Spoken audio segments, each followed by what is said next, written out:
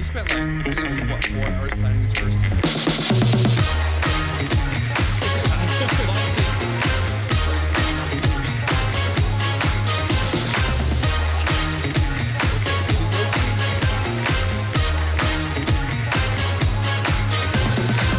Hey guys, welcome back.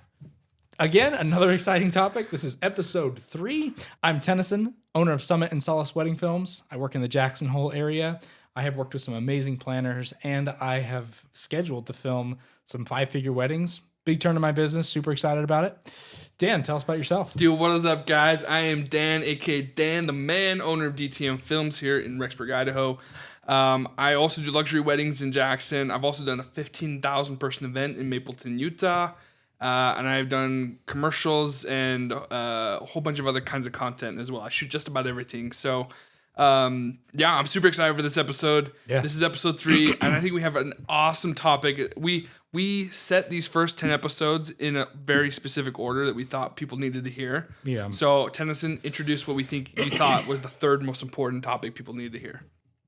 Okay, guys, episode number 3 is called Success, the Story of Failures. Bit controversial, absolutely true.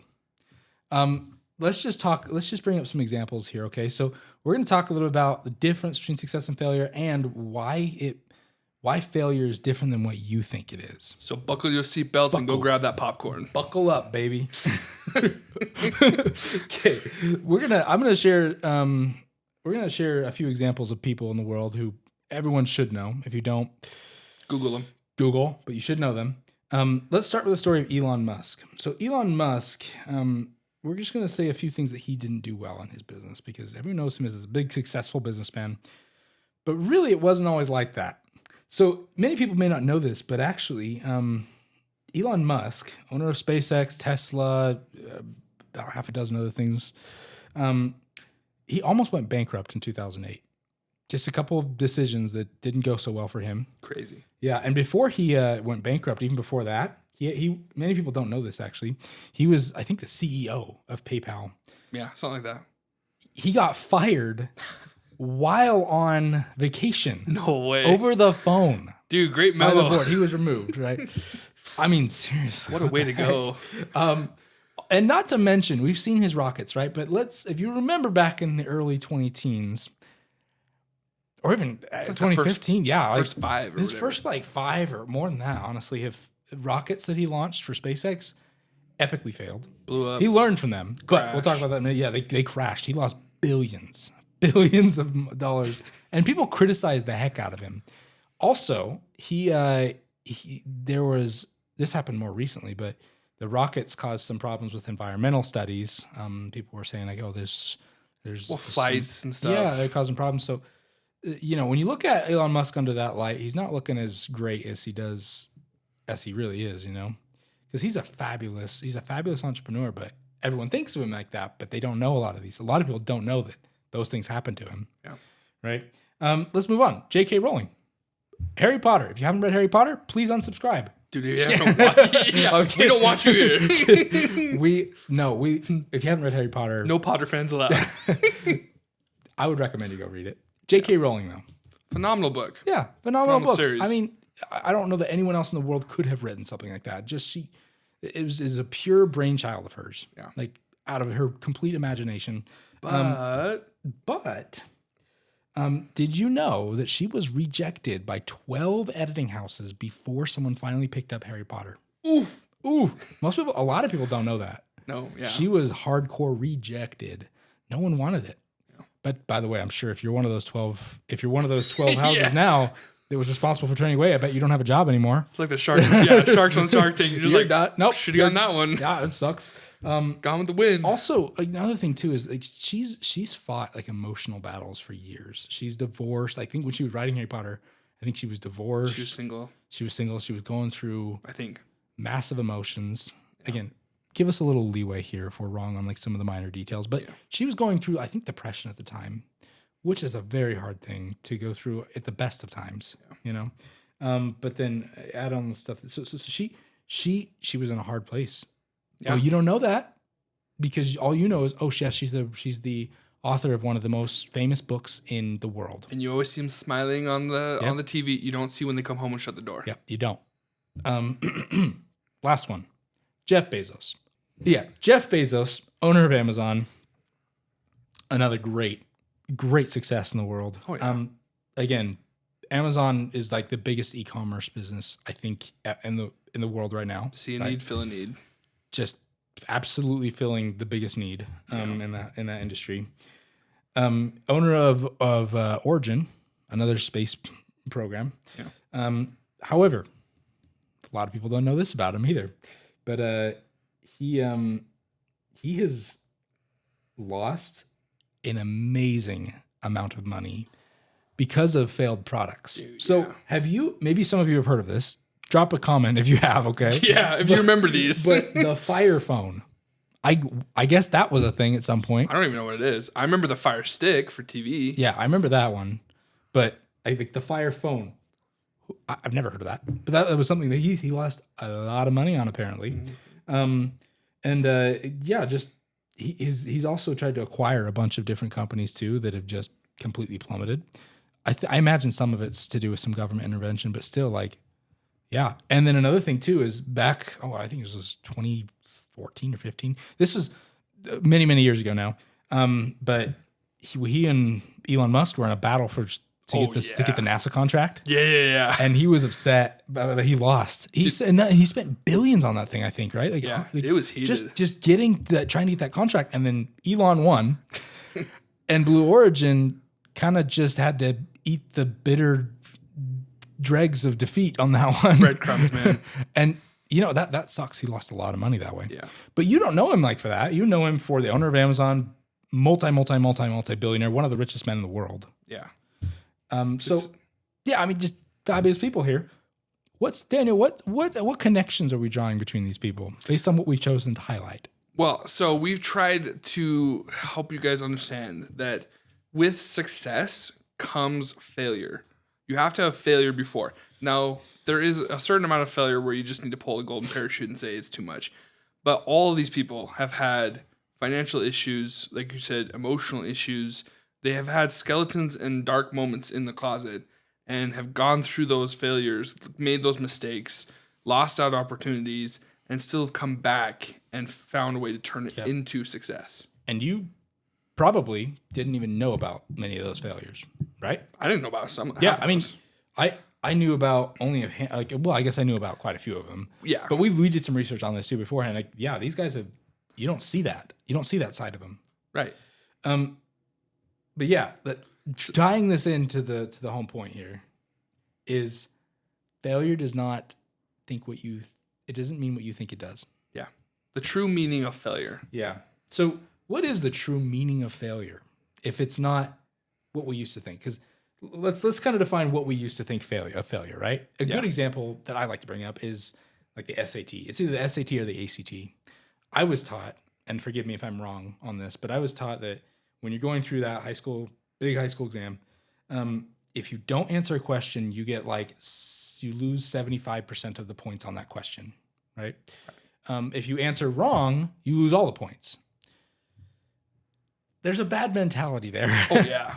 And what is that teaching you? That's teaching you that you're going to be punished for failure.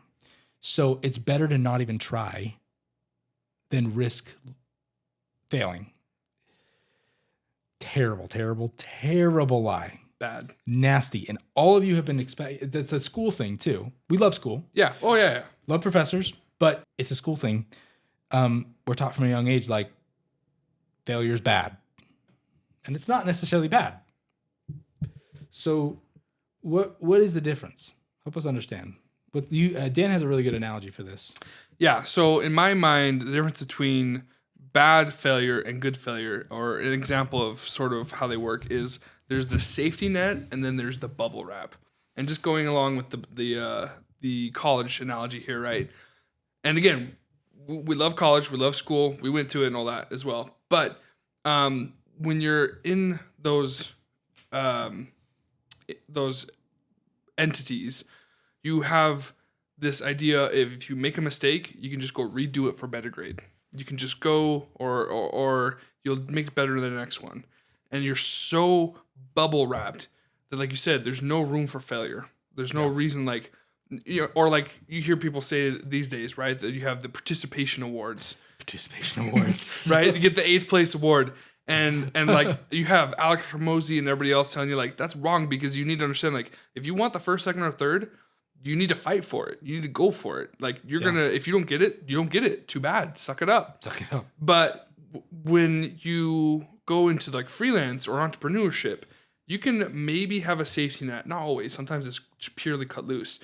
But you have the safety net where like for us, for example, let me use my interns as an example, right? If my interns, my BYU Idaho students and interns come and they mess up on a job, depending on how big of a mess it is, I might still be able to fix it, right?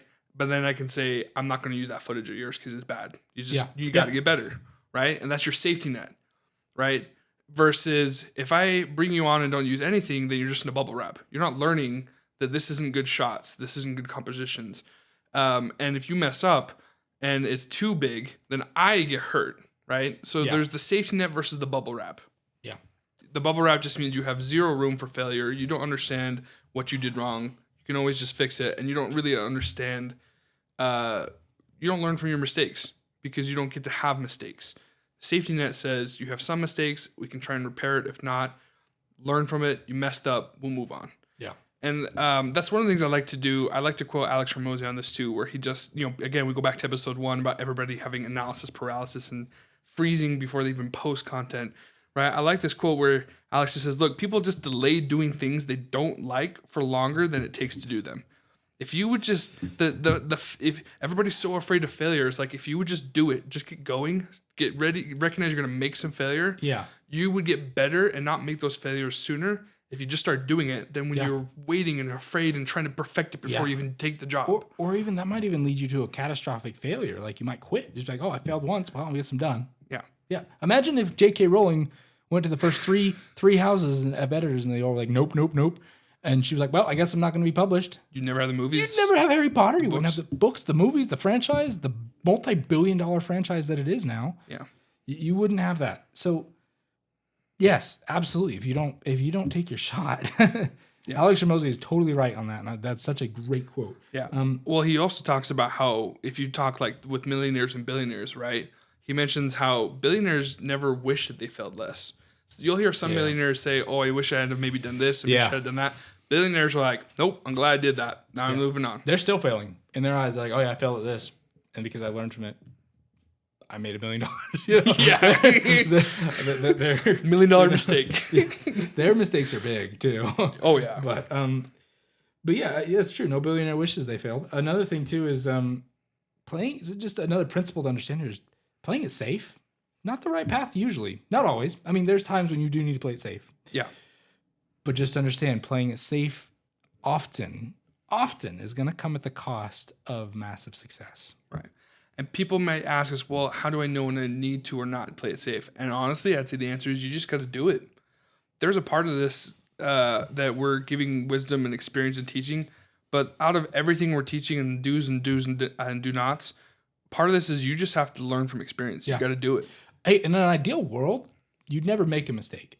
Yeah. Right? If you were in school, the people with the best grades that are worshipped, they aren't making mistakes where it matters. That they're not making mistakes. But guess what? This is crazy too. The statistic. I didn't have time to look this one up, but I have read it.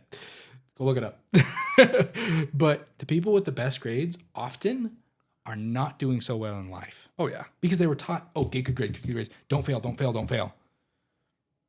They're not doing so well. I know many friends too. I mean, I've got many friends who are like 4.0 GPAs, and now they're like struggling for a job. And often you'll see that the people who did pretty well, not amazing, but sort of well, but lost, like they made some mistakes, are some of the biggest people in the country. Yeah. So there's people with GEDs. They run the world. Who are running the world. Yeah. People who couldn't complete like the normal education. They couldn't do it. It's because they're learning from mistakes that they made. Yeah, so that leads us to our next section here, which is reframing mindset to understand failure. Dude, one of my favorite topics. Yeah. Preach. Dude, well, so like the point that you actually came up with down here, I love, right, is the famous quote from Thomas Edison where he just says, look, I have not failed. I have just found 10,000 ways that won't work to light a light bulb. Classic. And where would we be without light bulbs? I mean, I'd Oh like my to think that gosh. someone invented them eventually, but like It's the reinventing of a fire. 10,000 ways to not do it right. Yeah. That also goes into 10,000 hours, right? Imagine how much time you put into that. People could easily say you were a huge failure at like 200 hours. Why are you still going? I think it was like Nikola Tesla like criticized him later in life or something, or earlier before that. There was a point when he got criticized. Tesla had an ego. Tesla had a big ego. Sometimes poke his eyes out or something, but Yeah. Tesla had an ego. Yeah, 10,000 ways not to make a light bulb. He had it going on. Edison knew what was happening. He understood the mindset that you and I have worked so hard to acquire, and that some people, many people, still don't have. Yeah. Well, and now that I think about it, that quote sums up everything we talked about in episode 1 in one line. Not just the ego, but the 10,000 hours. He had a vision. He had a plan. He didn't give up, right? And he put in the work. But he reframed his mindset too and just said, no matter what, I'm going to get to this result. Yeah. And everything else that happened in between wasn't failure. It was just me learning what not to do. Yep. Which is a whole nother way of thinking about it. Yep. Right? Here's another great quote. The master has failed more times than the beginner has even tried. Ooh, that's good. Yes, this one was by Stephen McCrane here, but just again, hard truth. The masters, the people who are running the world, have failed more times than you have even bothered to try. Yeah. Ouch. Well, and my first thought is Mr. Beast on this, right? Yeah. He says in a lot of these videos when he does podcasts with other, creators and stuff, that he has failed probably more than anybody else. He just doesn't show it. But he has had a couple of times where he talks about, like with Feastables, right? He used to have it as a solid bar, and then learned from other industries and mistakes that the bar would shatter. And so he's like, oh, that's why the other candy bars have the crack. So you don't always see the failures. You don't always see the ghosts in the closet. So a good quote to go with that experience with Mr. Beast is from Stephen Bartlett, where he says, fail faster to succeed faster. Yeah. And that's, again, hard truth. Fail fast to succeed fast. And that it's the two go hand in hand. You can't have success with no failure. Yeah. I mean, we've had it. Yeah, we're not perfect in our businesses. We're not perfect. And so I still make mistakes. I've made a few mistakes recently. So I also want to make people understand, like, we're not perfect at this either, but we have worked on fixing these quickly. Yeah. And that's why we're seeing the success that we're having. And in an industry where things are getting more competitive, more people are entering creative industries, you have competition. Okay. Oh yeah. So how do you beat them? You outfail your competition. That is a principle. I know, crazy, right? Like you want your competition to fail. No, you want to fail, because if your competition isn't failing, they're not learning. Oh yeah. If you are failing a bunch, you learn from every single experience that you fail. You know what's up. You know what's up more than your competition. You know what not to do. You know exactly what not to do and what to do. And that's where people start getting paid a lot of money. People who understand what not to do, especially when it's based on experience. Yeah, so outfilling your competition. Yeah, totally, dude.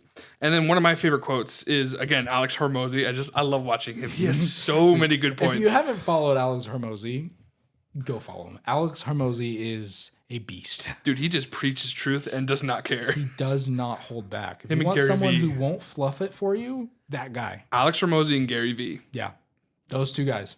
They have a couple of curse, so beware if you're Might family swear a friendly. little. But they hard truths. Yeah, and he's got this line where he just says, look, successful people see opportunity in every failure. Normal people see failure in every opportunity. And I can attest to that. Like I said, I've made a couple mistakes. One of them, like I said, is I burned bridges with a city that I worked with at one point. And for a while, I used to think and see that as, oh, I messed up. I'm a failure. I'm a mistake, which we'll get to in a second, and a whole bunch of other things. And eventually, when I got a couple of other cities to work with me later on, I then kind of realized, no. This was actually an opportunity in disguise. This showed me what not to do with the next city. Absolutely. Yeah. And I failed. We both failed so much. Yeah. We mentioned this last still episode. fail. That one of our previous episodes, we mentioned this. Yeah. we've failed so much. And I think it's a large reason why both of us are here right now. Oh yeah. Because we've learned. Here's a recent failure of mine. This is really embarrassing. I miscommunicated to a client. So we had a wedding client, and it was a beautiful, beautiful wedding. Cool. However, I was in a transition period in my business where I was transitioning between a certain type of contract and another. She signed the old contract right as I was transitioning, and some of the stuff didn't get carried over into my new setup, my new system. So I had written down everything that I thought we were taking care of, but I didn't do everything. So I've done that before too. Yeah, and so I delivered this wedding film. I think it came out pretty well. She said she loved it. But then I get an email from her saying like, hey, you didn't deliver everything. I'm like, this is months later at this point, right? This is like 8 months after the film. After delivery? After we filmed. Oh, after the film. After we actually filmed this thing. Right. And I'm like, I had already delivered the rest of the stuff. I'm like, I don't have it in your contract, so I didn't fulfill it. And you're on with other she was clients. like, oh, well, that's what we had talked about. And I was like, shoot. I went back through our messages and like, yep, sure enough. She wanted the raw footage. This is why you save your content messages too. Anyway, I had it still, so it's not a big deal. But like, that's a fail. Yeah. Like that was kind of a poor experience because of that. But you know what? I learned from that. I'm like, okay, so there needs to be a streamlined system that pulls everything straight from what we talk about into the contract. That way I'm not manually adding things, because that's what I was doing up until that point. Yeah. So now I'm like, okay, I have a system. We check, and it pulls it straight into the contract without even me having to worry about it. Right. I did something very similar too with a client recently regarding revisions. They were, instead of being like, they were wanting 3-4 revisions or 2-3, and I had to explain that to them, and I did kind of the same thing. I was just like, nope, it's only one, and then pay. And they're like, wait, we're paying now? Like what? So another mistake I made, I'll just do one more and then move on real quickly, is I'm going to go back to that experience with that city, just to help people understand, like, yeah, I had a lot going on at the time, and I don't want to get into the details because I don't want to reopen old wounds, but I did make a mistake where I finally got fed up on a couple of things, not necessarily from them, but from other circumstances and people I was working with too.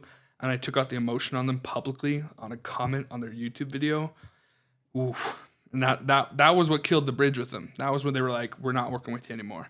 So, yeah, we make mistakes. Yeah.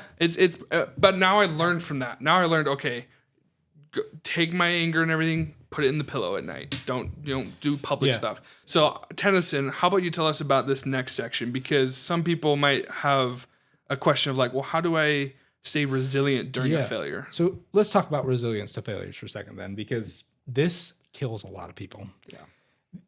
You have to have a resilience. You have to be able to fail and get called out and it hurts. And you have to be able to bounce back. Yeah. I'm not saying, oh, you need to make it so it doesn't hurt. Or let people walk. It hurts. Yeah. It hurts bad. I only shared one of my failures, but I've had many more, and they are painful. Yeah. You bounce back, because if you can't, you lose your business. Right. You quit. You're like, oh, no, can't do that. And this is a hard truth here. And we say this with a great amount of love. Great amount of love. But if you can't find a way to get back up from your failures, you'd be better off just leaving. The It's industry. a hard truth. Leaving the industry. Yes, leaving the industry. And again, I think that everyone can find the power to get out, to recoup from those kinds of things. But there's a key phrase here we're going to use. It is separate failure from your identity. Yeah. When you're a business owner, you're going to fail. And if you take it personally, if you make that part of who you are, you're going to degrade yourself into nothingness, and you're going to be in a terrible mental state. I've been there. I've been there. Yeah. It took a long time to recover and figure that out. Once it clicked in my mind, though, like separating the two things, life's been a little easier. Yeah. You need to understand you are not a failure. The mistakes that you make within your business might be failures, like a noun, but you aren't the failure. Separation is essential. If you can't do it, again, for your health, please take a break and figure out how to separate those things. And there are things we can do to help with that, right? Oh, yeah. So building systems so that you can avoid those same mistakes in the future. Like for me, I built the system, so I made that failure, and I built the system so that now I don't have to worry about things not making it from what we talked about into the contract. I just check a box and it enters the contract. Okay, so let's just focus on that for a second, if I may. Yeah. Like, I want to emphasize that some people might say, "Well, how do I do that in the make that system?" Will you restate? I just want to have you repeat what you just said for emphasis. What small change did you make to build on that system from your mistake? So I went into my CRM, my customer management system, and I told it, I made a system. I made like a checkbox system with all my services. And whenever I go into a client call now, I click a box. I check a box. That now gets carried over to the contract directly because the system automatically takes it. I now don't have to worry about that issue happening again. Is it possible? Yes. Is it likely? Absolutely not. Very, very, very unlikely now. So if I didn't learn from that mistake, I was like, well, shoot, guess I'll just try to remember next time. It's likely that mistake is going to be repeated. Yeah. So build the systems, adapt every time. Make it so that it's harder for that mistake to occur through systems. Well, and then overall, that ripples into everything else we've talked in this episode and episode 1 and future episodes. By doing those little changes, you provide a better experience. You're more easy to work with. Like, it just ripples. Yeah. Tell us about tiny wins too. Dude, yeah. Oh my gosh. You're going to think about failures all the time. You need to be able to think about your wins. Yeah. So I got this little saying where I like to say, set up tiny wins to build self-trust. Because again, part of this business is mental health and stuff. And we'll go into that in another episode. But you want to remember, it's really easy with all these failures and mistakes. Like I said, when we're talking about separating from the identity, you're like, it's really hard to get out of that rut because we keep wanting to say, well, I did this wrong, I did that wrong, and I'm such a failure and this and that, right? The way you get out of that, one way besides systems, is also reminding yourself, like, yeah, but I got this gig, I did that shot, I got to cover this event. Like, I got these little teeny wins that were really cool, right? Or that phone call, the client may not have booked with me, but they said they loved my work and it looked really cool. Like little wins like that of positivity where you're just like, yeah, that's true. Like, I did do this. I did do that. People are telling me they like my stuff. Yeah. And positivity is what's going to pull you through. Yeah. You're not going to be good at this in the beginning. If you're if you're too good at this in the beginning, if you're naturally just good at, oh yeah, I failed, not my fault, you might have an ego. Yeah. You care about your identity. But you have to separate them, and you have to be able to you have to be able to have wins. The biggest thing that you can do here is recognize that you're not truly a failure. You're just learning. Yeah. The next biggest thing I would say, kind of in tandem with that, is when you're failing but not learning, you need to get help. Because it could be for a couple reasons. Either you're lazy, in which case, get to work.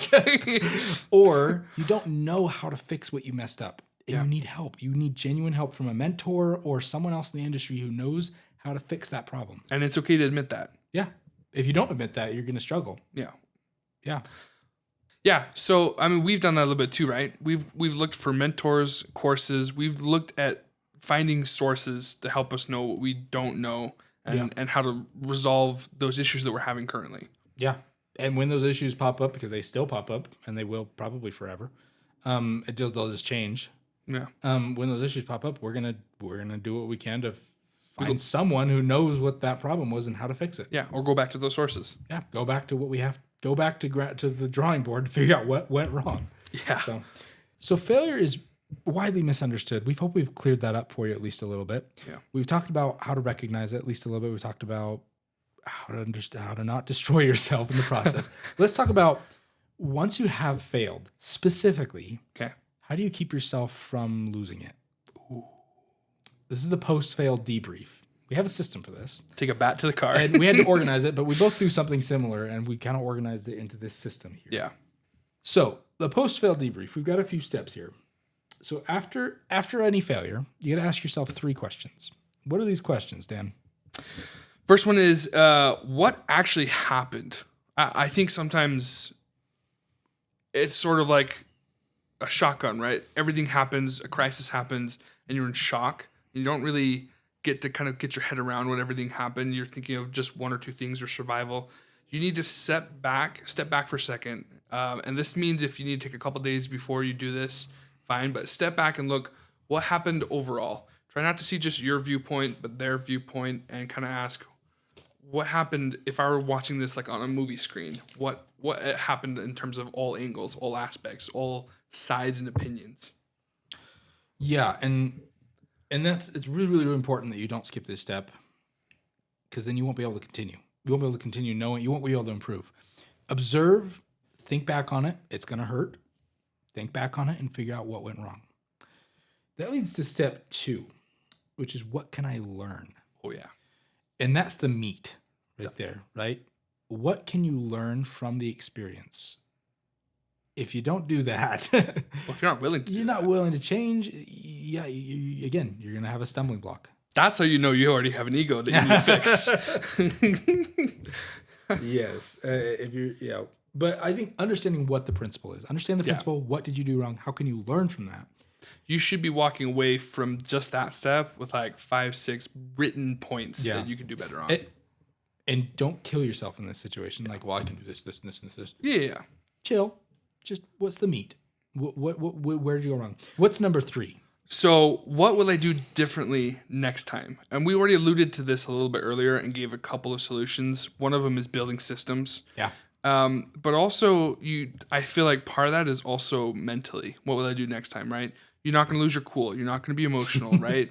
You're gonna let them speak more. You're gonna listen more. Like the question is, you should take those points that you got from what can I learn, and then you should be able to say, okay, now what's the opposite of those? What do I do better next time? So if you failed at a specific aspect like I did, like the contract, like you didn't put something in Communication. So to go through these steps, what actually happened? Well, I didn't put that in the contract, even though that's what we talked about and she wanted it, so I didn't deliver it. What can I learn? I need something that prevents that from happening. I need something in place, a system that will make it automatic. And communicate better. Yes. And so what can I do differently next time? Implement that system. Put in a checkbox. Yes. Make a checkbox. Make it easier for myself to succeed and very hard to fail. And yours might be larger if you're starting out. Yours might be that you need to write up the contract or a couple of other things. But yeah.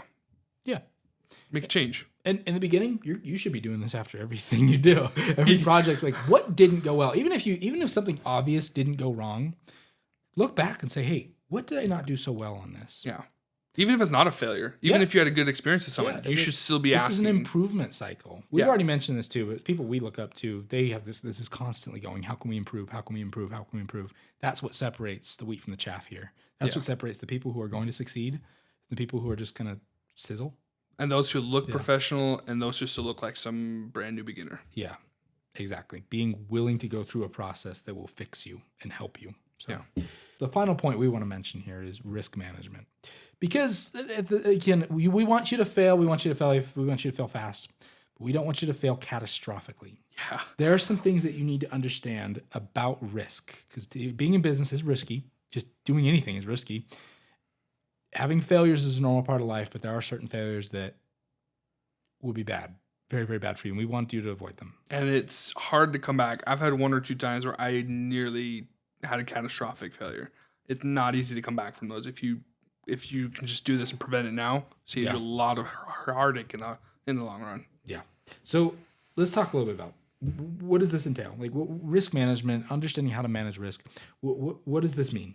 Well, so the first one we kind of just sort of hit on the previous before. Learn to adapt and update your systems regularly. Yes. And that doesn't even mean failures. That means successes. You have a win, look back and still say, hey, and I think when it comes to like contracts and things, you should still be updating it once a year.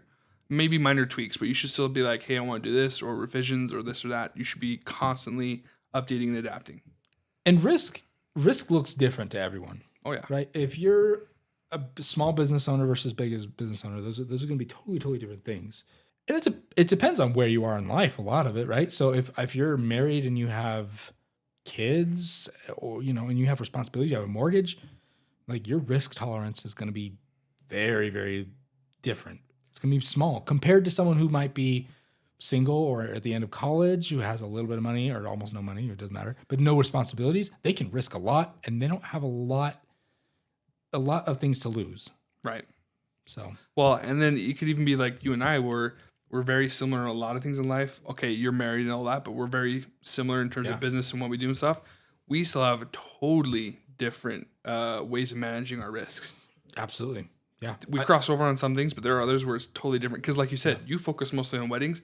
I do a lot of other stuff too. So I have a lot of other kinds of risks that I have to account for and prepare for. And being able to calculate your level of risk is essential.